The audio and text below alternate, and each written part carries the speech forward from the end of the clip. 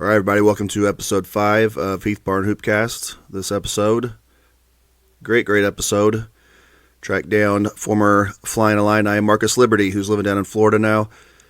We had a great conversation. It actually went for about an hour and 45 minutes, so there's going to be a two-parter. This first part will take us through about the first hour. Just talks about growing up in Chicago, what led him to playing basketball, talks about his older brother playing for basketball, what got him to Chicago King, talks about Sonny Cox, recruiting stories. I'll bet you didn't know that Illinois was not his first commitment. He had a verbal commitment to another college.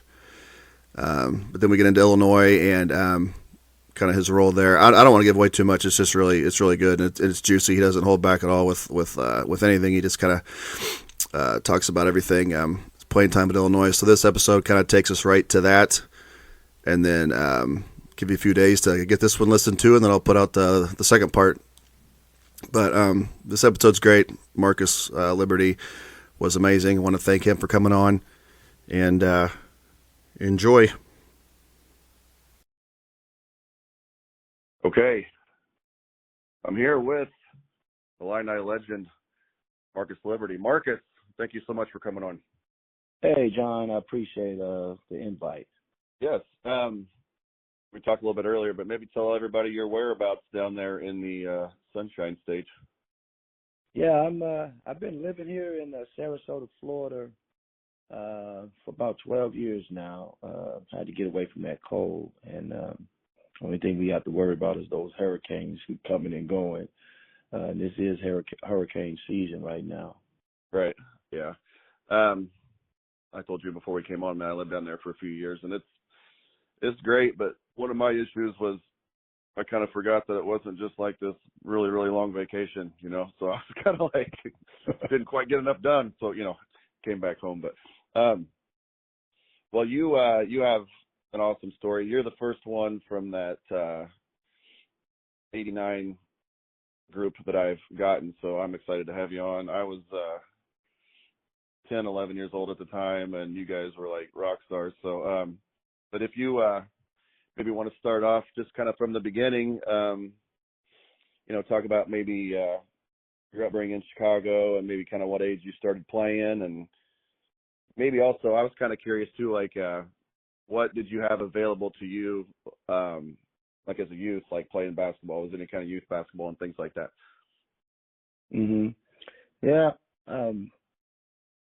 As you know, I'm from Chicago, and I started playing basketball when I was 11, 12-ish, around that age.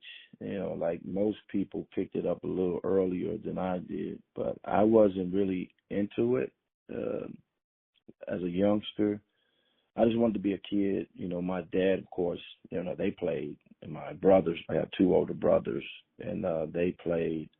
And my family, they all played the sport, basketball, but I just wasn't interested in it. And then one day, it was a family pickup game. My dad, my uncles and cousins and my brother, they was all looking for me because they needed an extra man because one of my uncles didn't show up this particular day, this particular Saturday. And they were outside the back of my building. And they had to come find me and actually made me play. Yeah. And when I got a taste of it, it was on defense. It wasn't nothing to do with offense. I had blocked one of my cousin's shots, and everybody was just excited about what I had just done. I just did on the court, and it got me interested. And wanting to play and wanting to learn more because I couldn't dribble. I couldn't shoot at the time. So my dad was like, if you really want to learn the game, I can teach you, the game. You just got to come outside and early in the morning and I'll work you out. So that's how I started playing from my dad. So he was the first one. He was my first teacher to teach me the game of basketball. Huh. So you got kind of a late start then, really, compared to a lot of kids. Yeah, definitely did. But then once my dad and my brothers started, getting me, I started going to, local camps. A guy by the name of Mel Davis. He was a former Harlem Globetrotter. He used to have camps, and then I had some other guys who started basketball teams. It's kind of like travel teams, but it was only local.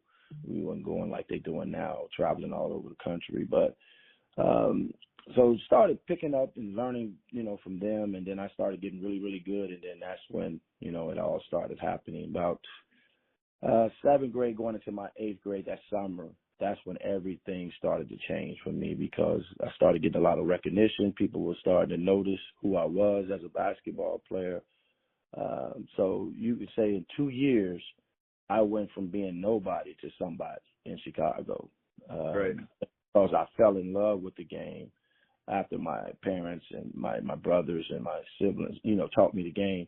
I fell in love with it. And once I fell in love with it, I didn't want to put the basketball ever down again. Yeah. That's awesome. Did you, were you always, back then, did you have were you always kind of tall, or did you have a big growth spurt at one point in time? How's that?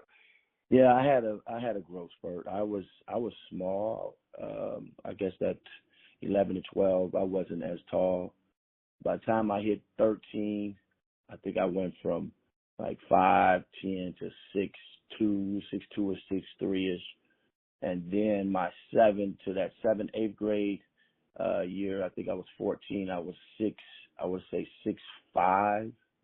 Yeah. And then by the time I graduated from elementary, I was 6'7". Dang. Yeah. Yeah, 6'7". Yeah. So I had all the guard skills. That's why when people seeing me as I got taller, I didn't lose the coordination. I still had the ball handling skills. So that was something that gave me an advantage. And then I started watching guys like a Magic Johnson, who was pretty tall and dribbling the basketball, and trying to mimic, some of the things that he was doing out on the court. So those type of, things that people take for granted, like guys that was dribbling the basketball, having the fundamentals and the tools to be successful out there on the court, not just being put in a post, low post, because you're the tallest guy. Mm-hmm. So I was kind of one of the first guys, besides, a Magic Johnson and all those guys. And you had guys in the other, other states that were pretty tall and can handle it. But in Chicago, I think back then it was, guys like Benji Wilson and myself, started, dribbling the basketball at this size. Right. So then, it says here, you were, your freshman year, you played for Chicago Crane. Is that right? And then, so then you transferred to King for your sophomore through senior years. And that's right? Right. So then Yep. It was something that, specific that went into that decision, because I'm from teeny tiny town, so I always find it interesting when I talk to you guys that played in Chicago, how all that kind of stuff works. So. Well, you have to think about it, John, that Chicago is a big city, man. So yes.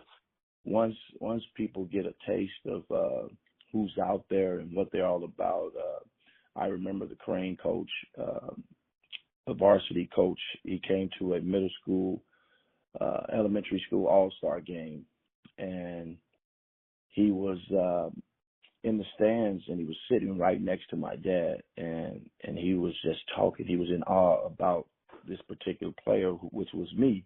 He was like, man, who is this kid right here? I like the way he's playing and this and that.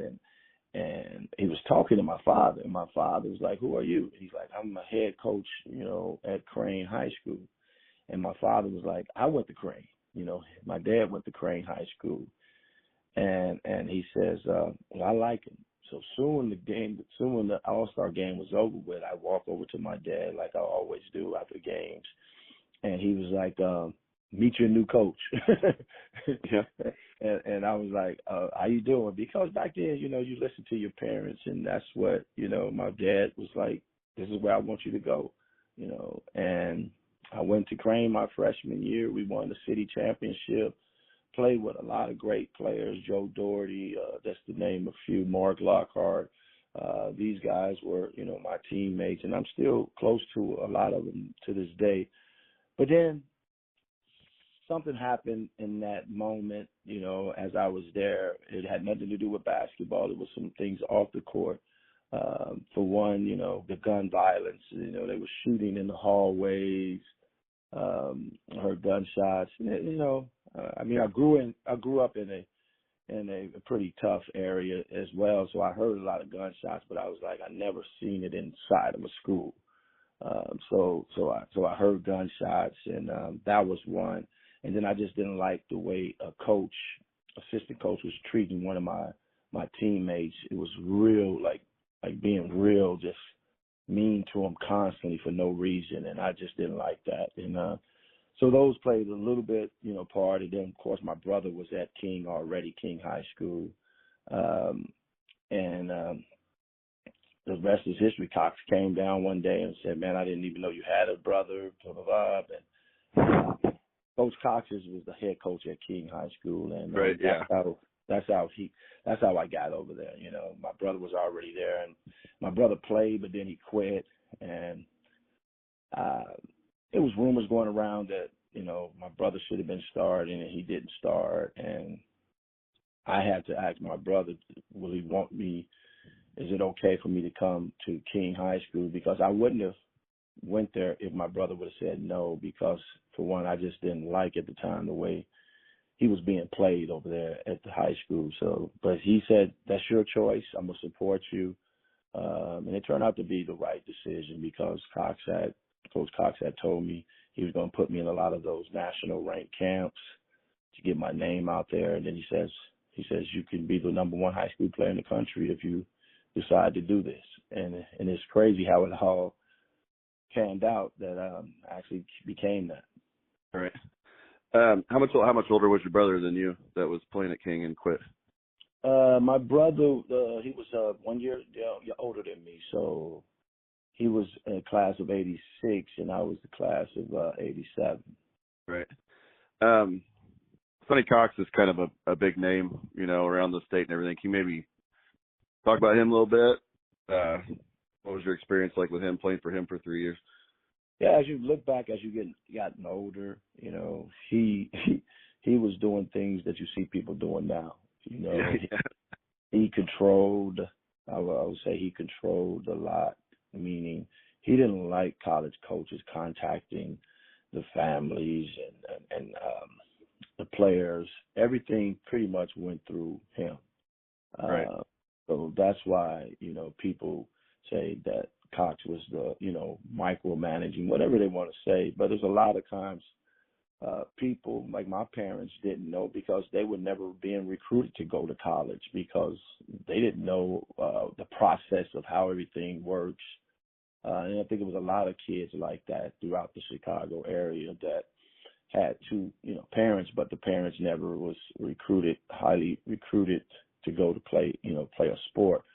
So most college coaches would jump in and take that role, and he did that for us at King. So great, coach, I would say player to coach. He pretty much let some of us showcase our talents the way it should be, and that's how a lot of guys that came out of King High School was being recruited by a lot of top national college programs, throughout the country, because for one, he lets you play your game, and he lets you, be you to the fullest. And I think a lot of times high school coaches was holding a lot of kids back, and you can hear the stories. I hear it all the time that people say, "Man, I wish I would have went to King High School because your coach let you guys play." Now that could be to a fault too, because a lot of kids, when you get that, and then when you go off to college, you're not used to being, I would say, disciplined, enough to understand that your talents sometimes have to take a back seat, because you must know the fundamentals and getting your skills tighter. I had a parent that played basketball, my father and my brother, so I had my fundamentals down, and I had some other guys that was teaching me that, so I didn't need that. But some people do need that when they go to high school, and And when you don't have those fundamentals, it can hurt you in the long run. Right. Yeah. And we'll get to all that a little bit later when you get to Illinois. But so when you got to King, 86, you guys win the state championship. Mm-hmm. 87, you guys finished second. That state championship run, can you maybe give a little bit of, I don't know, was there a favorite game or a favorite individual moment or anything like that on that state championship run that you can think of? Well, I'll even go a step, before that, like before that even happened. Like in 1985, that's when 84, 85, Coach Cox took me and Lavertus Robertson down to see Simeon. Simeon was playing in the state championship game, and we're in the stands just watching and in awe. And I saw all of those fans from Champaign, from down, state, those downstate areas, and then I saw Chicago, fans coming to travel to Champaign. And I'm looking like, wow, we got to get here. And Lavertus Robinson was my teammate. And he was like, yeah, we coming. Yeah. So to me, he wanted to let us see it visual, like get there and see it, because I used to watch him on television all the time. And when I watched Quincy with Bruce Douglas and Marshall with Joe Stiffen. So I used to watch a lot of the downstate tournaments and never experienced it up close in person. So that time, Coach Cox took us down there, and I was like, wow, this is unbelievable. So me and Lavertus went back that summer, and we worked our butts off. We constantly was together. Cox, take us to a lot of team camps, our high school teams and high school team. And then we just said, you know what? We can be a special team this year because we had the pieces. We had, me, we had Lavertus, we had the point guard, we had the two guards. So we had a complete team. So we knew we were special, but we just didn't know how special. And then I can remember one game. We would have been undefeated that year, but it was one game in particular, Rock Island. We was down. We went to Rock Island and played, and we lost, I want to say about maybe 2 or 3 points. We lost the game, but they fouled out the three best players. They fouled out Lavertus Robinson, they fouled out me, and they fouled out Reginald King, who was our point guard. All within like toward the end of the game, when the game was in like crucial moments, and we ended up losing that game. So that game really sticks out to me because we could have went undefeated that year. Right. When you were down there watching Simeon, who would that have been? Would Nick Anderson been playing, or was he already? Who all was playing then? That was Ben Wilson. That would have been Ben right. Wilson, because Nick didn't get a chance to play with Ben Wilson at all. Right. Yeah. Yeah. So that was Ben Wilson, Tim Bankston, that group, which was a talented team. Watching them go down and do what they did downstate was remarkable, because a lot of people don't remember this, but because it's changed now. But you had to win the city championship to even get an opportunity to go play in downstate. But now it's different. Everybody gets an opportunity to get there. But I think that was what made Chicago basketball tough, because you're beating up on each other to try to get down there. And Simeon was that 1 year, and then we was that year in 86. We did it in 86. So anytime a team from Chicago pretty much won the city championship, I think they either got to the state championship or they won it all. Yeah. Being a Chicago kid, I asked Dion the same question, but obviously a terrible tragedy with Benji Wilson, but how good do you think he could have been?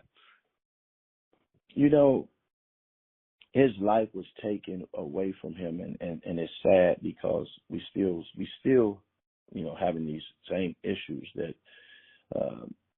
when Benji got shot and murdered, it was, kids throughout the city being murdered, and they had opportunities to play basketball and couldn't fulfill their dreams.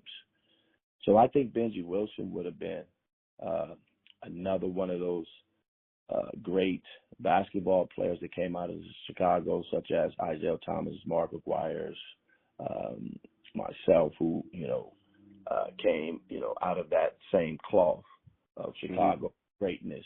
And to see his life taken, man, it hurts me even to just talk about it. That's why I don't really talk about it as much, because he never got his opportunity. His brothers, his mom, they never got an opportunity to see where his talent would really take him. And it's sad, that's really sad to see someone's life taken away from such a young age.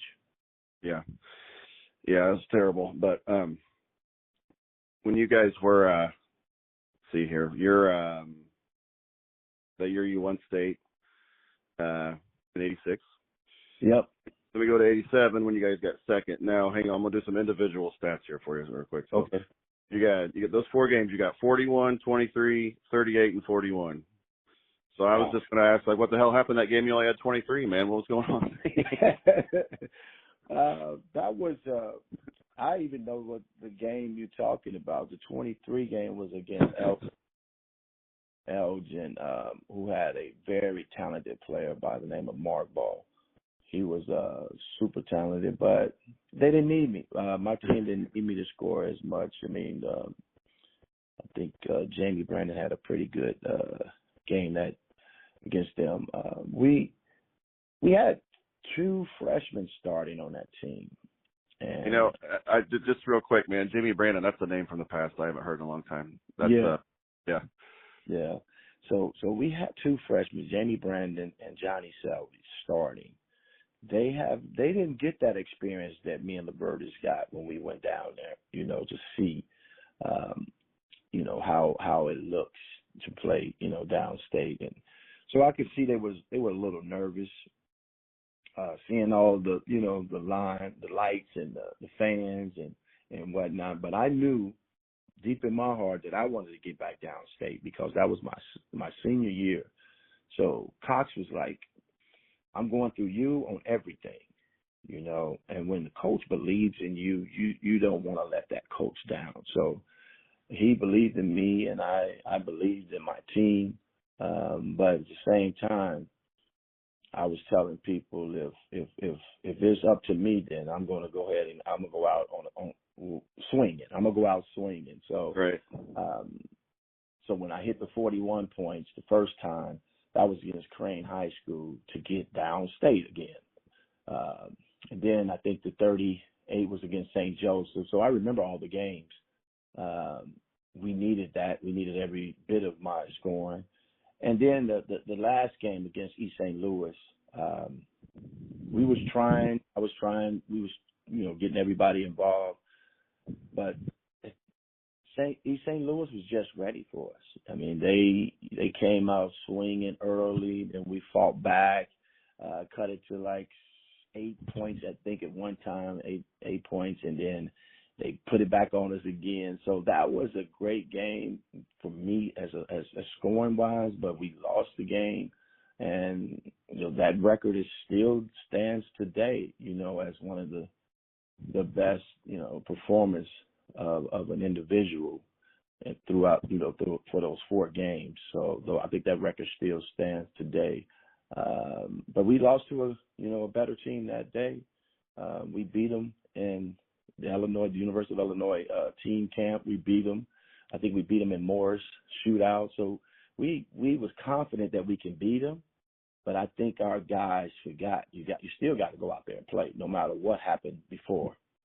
So I think that happened with some of our younger players not knowing that you still got to go out there and get this game. Right. Yeah, you're. I'm looking here now. That one you had 143 points there, and that's still a record. Yeah, for those points in a state tournament. So, so you are McDonald's All-American, Mr. Basketball, all that stuff. But I want to backtrack just a little bit because I'm guessing that there was just a crazy amount of recruiting. So I was just curious, kind of when did that start? What schools? I love listening to these recruiting stories, and if you could give me a story or two, nothing that you know, whatever you're comfortable with, obviously. But yeah, if you want to talk about when that started and who all did you hear from besides Illinois and all that. I'm guessing about everybody, but anybody else you were serious about and all that kind of stuff. Yeah, I was being heavily recruited by a lot of people, but everybody assumed that I was going to go to the University of Illinois because, you know, the Chicago, you know, downstate, Illinois was right up the road. So, and most, if you look at the tradition, that most Mr. Basketball of Illinois ended up going to the University of Illinois. So a lot of colleges, they wanted to say, you know, we want to recruit them, but in the back of their mind, it was like, we ain't got a chance. And I'll give you a couple of, you know, teams that I know for sure was like, we still come. Like Syracuse. Syracuse was one of the teams, I think, if I didn't pick Illinois, well, actually I did pick Syracuse first. And on a verbal, only a verbal commitment, because I went to visit them and I liked what I was seeing with Derek Coleman and Sherman Douglas and, you know, those guys. Like Billy Owens.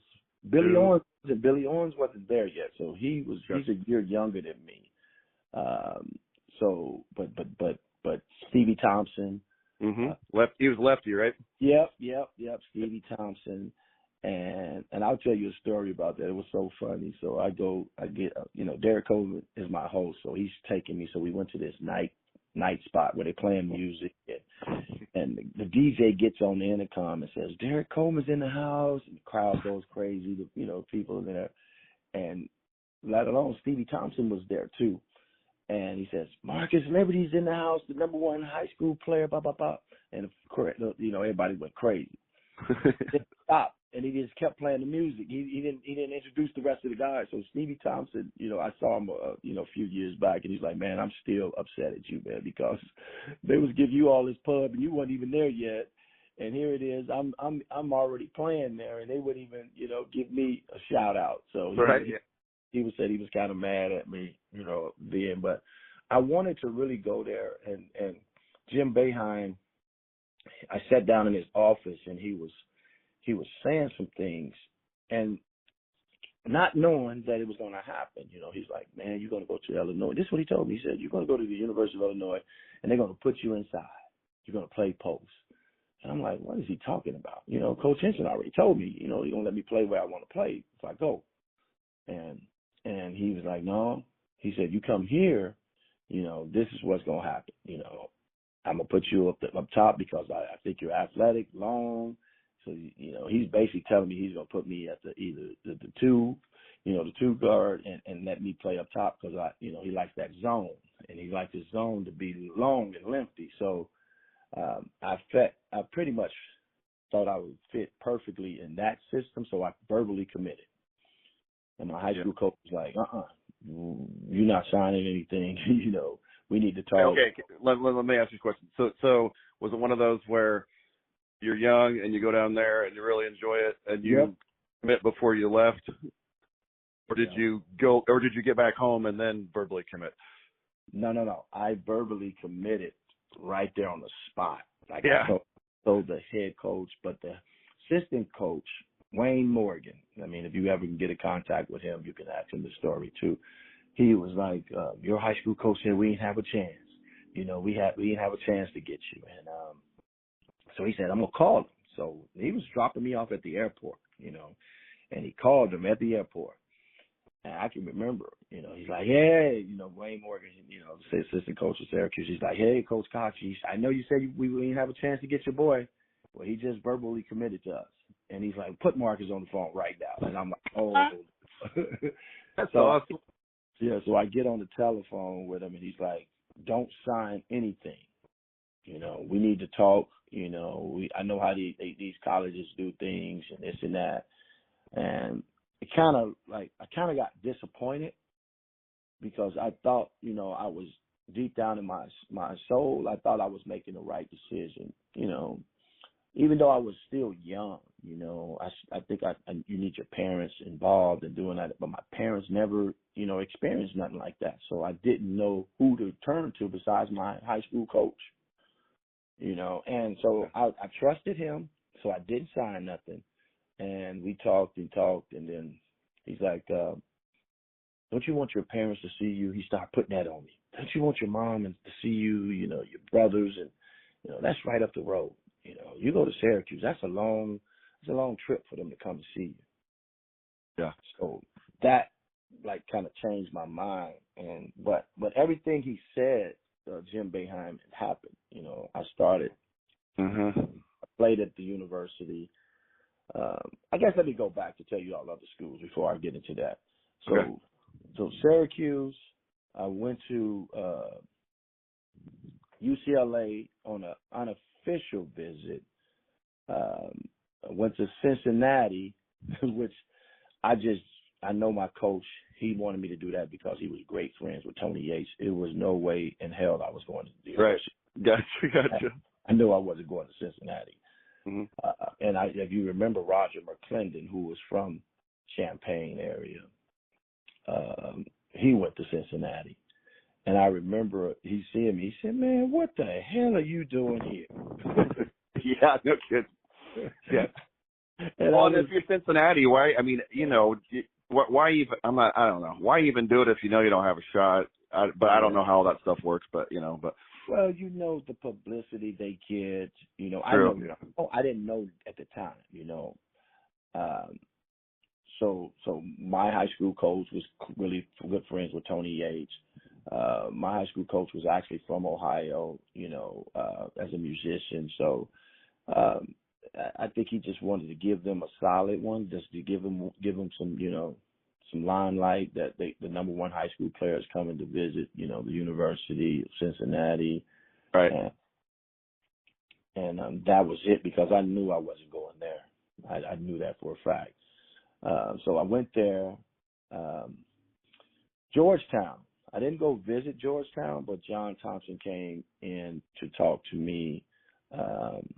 And this is one of the things that really kicks, I think about it when I'm older now, that it kicks me in the butt, because I remember sitting down with John Thompson, and he was just telling me how much school is important, and he didn't mention basketball, not one, you hear me, not one time, but growing up in the inner city, kid that played basketball, you want to hear that, and when I didn't hear that, it's kind of set something in my mind is I'm not going there. He didn't even talk about, how he's going to play me, where he's going to play me at, or anything. But now I look back at it, I'm like, he was really looking out for my best interest, meaning he wanted to see me come there and get an education and graduate and become somebody. And I didn't hear that part, So I always tell kids, there's some coaches that want to see you, just to get you to win them some games. And then there's some coaches out there that really cares about you and want to see you supersede beyond basketball. And so I respected John Thompson for doing that and saying those things to me when he came to visit. So he came to visit. Walt Hazard at UCLA came and visit. Now, these visits were at my high school coach, because I lived in projects, and it was crazy, and where I grew up. So I grew up in a high-rise buildings where the elevator is not working. So everybody's not welcome to come in my neighborhood, like that. So, but this particular day, Walt Hazard actually showed up in my neighborhood without my high school coach knowing, and said, "You know what? I need to talk to his dad." So him and my father was actually talking in the neighborhood. He fit right in, like nobody was trying to mess with him or anything. And it kind of rubbed me in a good way, because I'm like, here it is. This coach had balls to come down in this neighborhood where there's a lot of gangs, being, out there in the public, downstairs in my building, outside. And he came up like it was nothing and started talking to me, because I think he grew up in the area like this, so it wasn't no difference for him. And he came in and started talking to my father, and I was like, man, I love this. But I ain't have no more visits, no more college visits, so I had to actually pay my own way through my cousin who helped me, financially get to UCLA on an unofficial visit.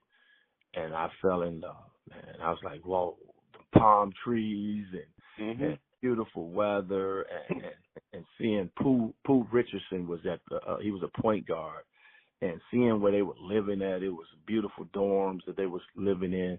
And I was like, man, I like this. So it actually became, even though they wasn't hot on me early, later on, they were, because they had missed out on Sean Higgins, who was a California basketball player who ended up going to Michigan. Right. And so he had a spot open. He's like, I got a spot open just, for the particular player like yourself, And I was like, man, I really started thinking about it. So now my mind is all over the place.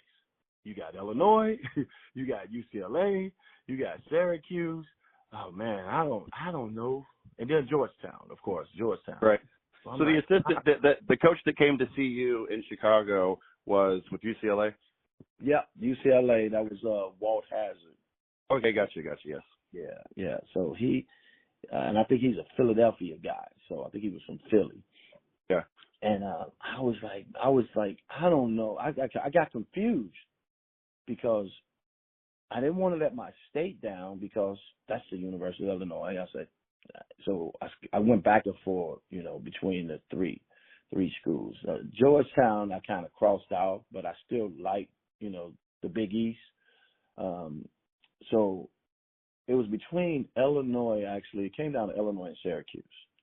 And rest in peace to Jimmy Collins. And Jimmy Collins, used to always tell me, he said, man, you was one of the hardest guys to recruit to get to the university, because, we knew Syracuse was right there. We knew you was close to going to Syracuse as well. And I just made the decision, man. I think that my high school coach planted that in my seed, that my parents got to come and see me. And that was one of the decisions I had to think about, how they was going to come and see me play. So I ended up making that decision to go to the University of Illinois. And plus I knew the guys already. I knew Nick, I knew Kendall, played with Larry Smith in some of the camps when I was at the University of Illinois. Irvin Small was there. So, a lot of those guys I already kind of knew. So it kind of made the decision a little bit more easier. But back to when I got there, people don't believe this, but so they was like, man, what happened to you? Why you wasn't playing like you were playing in high school?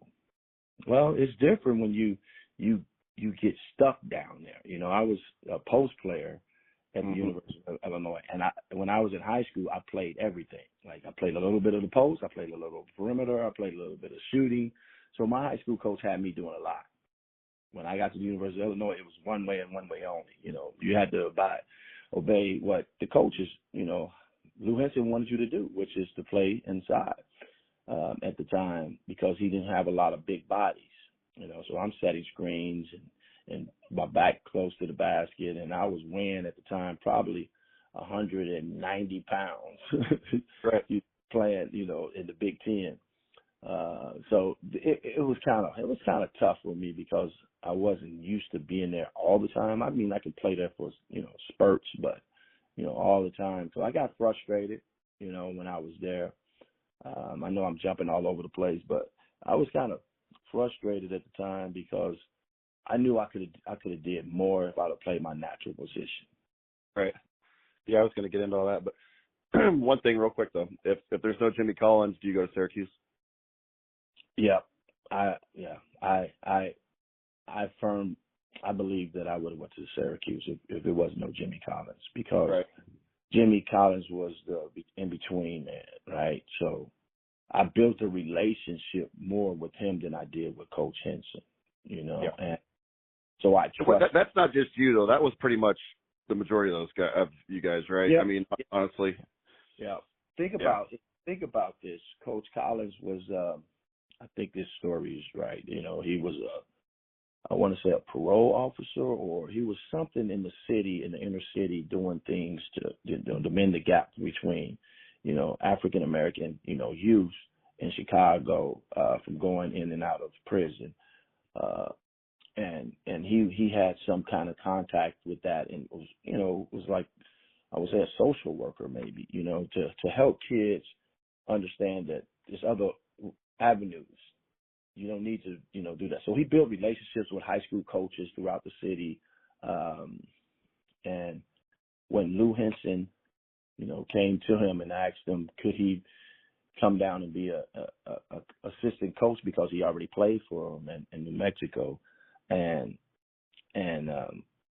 Coach Collins did it, but he already had the relationship. He already got a stamp of approval in the city, so people already knew who he was. So when he had an opportunity to be the assistant coach at Illinois and started recruiting Chicago, and he recruited Chicago heavy, because before he got there, they wasn't getting a lot of, the great players from Chicago. They were going elsewhere. And when Jimmy Collins got there, it started to transform into a relationship from, Chicago to Champaign. And every Mr. Basketball of Illinois ended up going there. And I would say it was because of Jimmy Collins. Right. Absolutely. Yeah. We'll get into Lou here a little bit more here in a little bit, but I was just going to ask you too, with when you do commit to Illinois, obviously there's a ton of hype around you and everything. So did you feel that kind of pressure, or were you just like, well, let's just go ball because I know what I can do, so let's just go play? I mean, how'd you feel about all that? No, you feel pressure, and you feel pressure because of what you accomplished early on, right? So you want to duplicate that times 5 if you can. Like, I didn't feel that no one can stop me, but when I get to the university, it turns out to be, different. So yeah, it was pressure, because you wanted to live up to not only what people were saying, but what you were capable of doing, and when I didn't get that opportunity to really showcase my talent the way I thought I could, do, it kind of hurt me. I went into a depressed kind of mode of not. I wanted to play still, but then I was like, do I quit and just forget it because I'm not getting that opportunity, of showcasing, or do I stick it out and see what happens? So I chose the latter, part. I wanted to, stick it out and see what happened, what could happen with this team, because I saw on paper that it's a pretty damn good team. Right.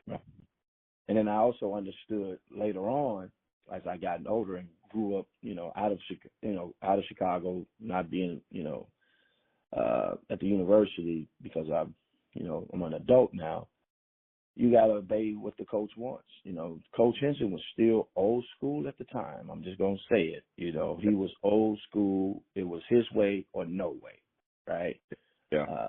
And that goes for all of our talented, players. You can hear from Anthony Welch. You can hear from a lot of guys who had tons of talent, but they couldn't showcase it to the fullest because the system, that Coach Henson, abide by. Like Anthony Welch was kind of a guy that I looked up to when I was watching university play. He can get the rebound and push the ball up at 6'9", right. and I was like, wow. But you didn't see that a lot. You saw glimpse of it, but you never seen it like all the way through, And I think Coach Henson wanted the ball in his point guard hand, and that's it. You run the floor, you do whatever you need to do, set a screen, but I don't want my bigs bringing the ball up. And I think that hurt the university a little bit, because you had a lot of talented players that could do that, and that takes a little pressure off the point guard. The point guard doesn't have to bring it up. But he changed as the years went on. But early on, it was still Lou Henson way or no way. Yeah. I feel like he changed a little bit, but not a lot. I was young.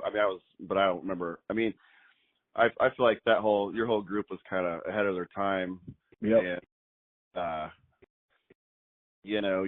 you guys had too much talent to be out there acting like robots, He needed to just turn you loose and Now, John, you said that. Yeah. A lot of people wouldn't say that. Like Coach Henson had you guys playing like robots, because they saw glimpses of like the Right. fight, like Kenny Battle dunking on somebody or Nick dunking on somebody. That's going to happen. That's going to happen anyway, though, because Yes. just because of the talent. I mean, that's just going to happen. Yes. You know? Yes.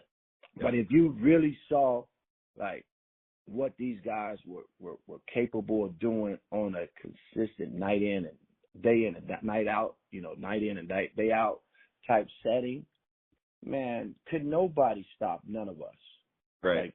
Like when we was playing in Impey, the rec center on the campus of Champaign, the university, man, everybody was getting dunked on, dribbling it. Everybody was throwing look-away passes. Everybody was shaking and baking with the rock in their hand.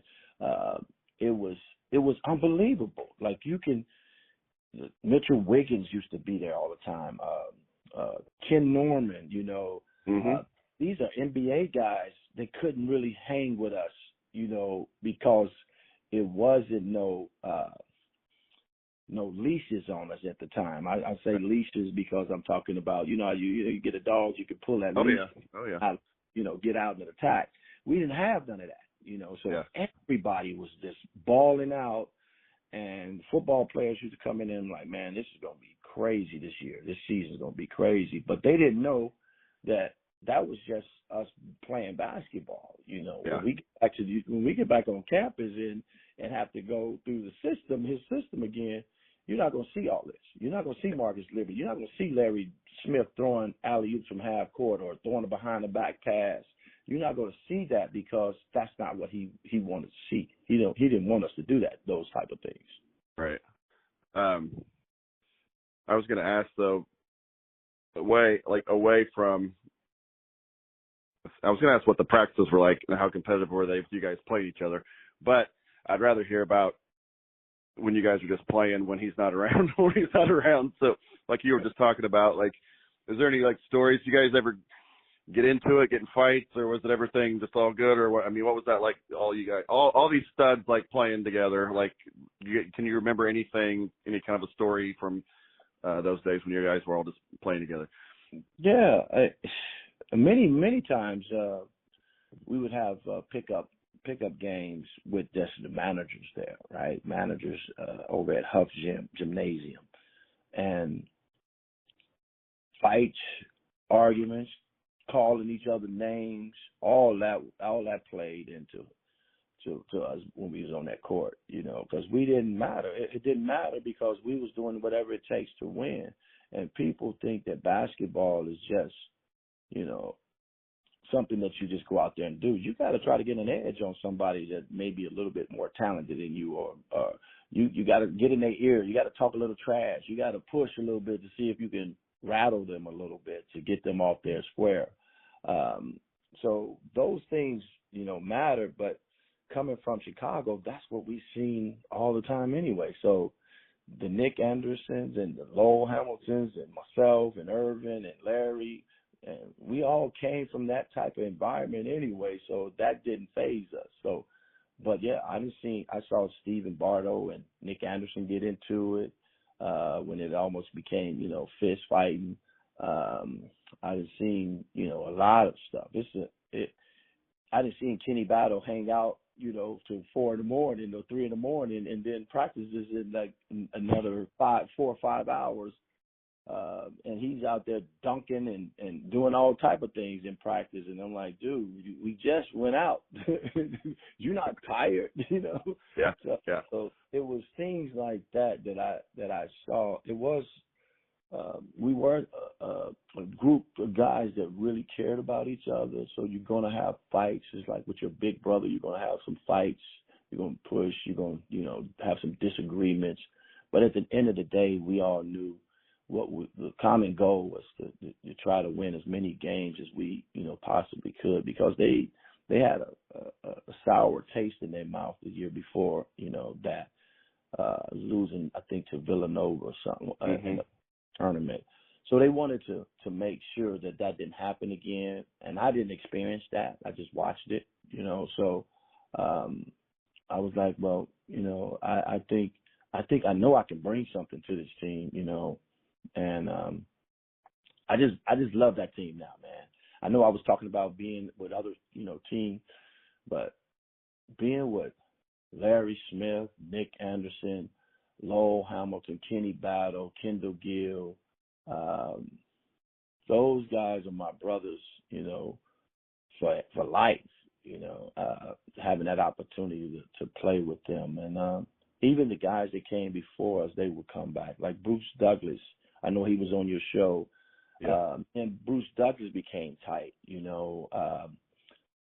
just talking to him, because he was older player, he would drop some knowledge, to me. He would tell me about Coach Henson and what he, wants and all that. He said he was the same way. Coach, wouldn't let him do certain things, Ephraim Winters, who went to King High School, so those guys, laid the foundation. Anthony Welch, they laid the foundation, for that next group of guys, Ken Norman, of course, for us to come in and do what we needed to do as well. So the tradition of Illinois basketball, especially in the early 80s and the late 90s, was special. And then that next group with 2005 with D. Will and D. Brown and them came and Luther Head, took it and ran with it and took it to a whole nother level, which got us to the championship game.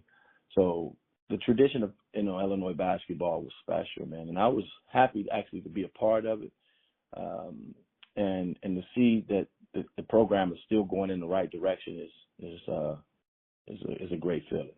Yeah.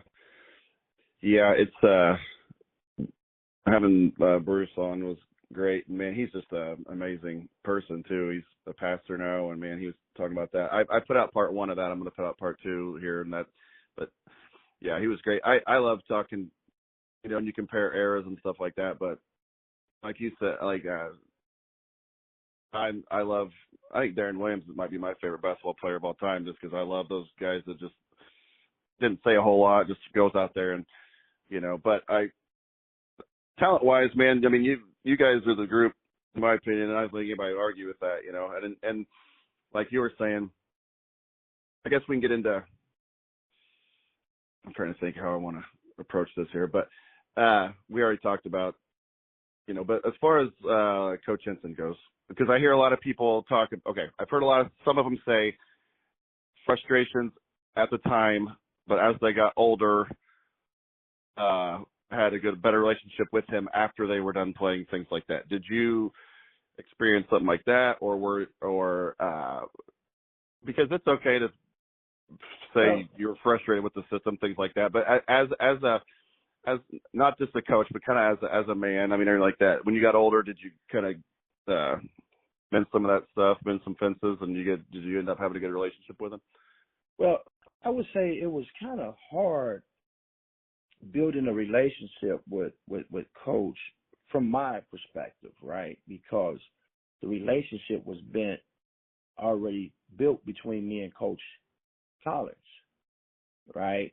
He came down to where I grew up with, he came to my neighborhood, before Coach Collins. Lou Henson never came to my neighborhood. And I don't even really think Coach Henson even had an opportunity to sit down and talk to my family as a whole to express, what he's going to do for their child, right? So I never had an opportunity. I'm just going to be real. I mean, I never really had an opportunity. Now, did I play for Coach Henson? I don't think me and Coach Henson never really had a sit down, like a long sit down, other than basketball, Like, right. I think when you talk, I'm just going to say this. I think when you talk to coaches and they want to see you not just as a basketball player, but what would you become, after basketball? Like building a relationship, understanding the struggles of a young man coming into a university that that is unfamiliar territory because you're coming from, an inner city of your people, your color, and then going to University of Illinois, it's like it was a culture shock because I was never around that, growing up. So you needed someone to be that, and I would expect that to be from the top, and I just didn't get it, Maybe the other players did, but I didn't get that. As a matter of fact, I don't think me and Coach Henson, talked a lot at all. I know we bumped heads, a lot. Right. And not seeing eye to eye sometimes because it was times that I wanted to do, the things that I knew I was capable of doing, and it was like, I remember a particular game, I'm dribbling up the court. I got, the ball, and somebody kicked it out, passed it up ahead to me, and I was on the right side, and I did a spin move, and I was taken out of the game immediately. Yeah. And I shot. Now, I made the shot, and it got frustrating because back to what you were saying, and then it makes you feel like you are a robot. Right.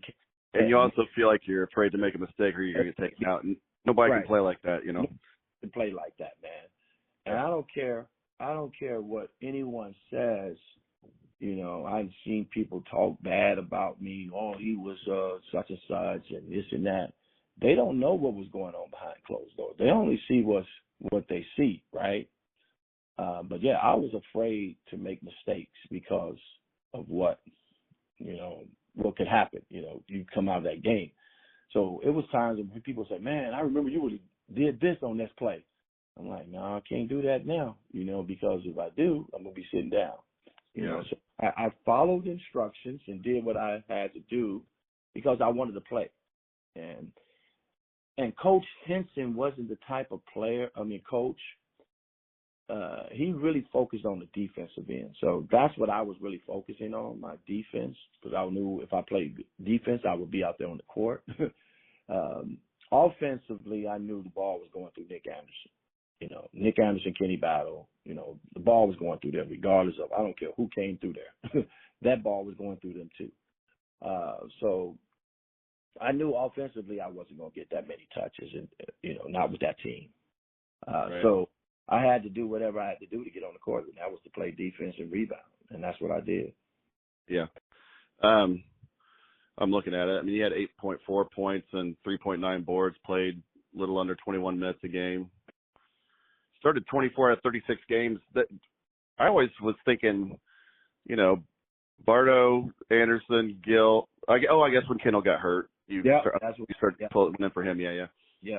That's what happened, and that. But at the same time, you got to think.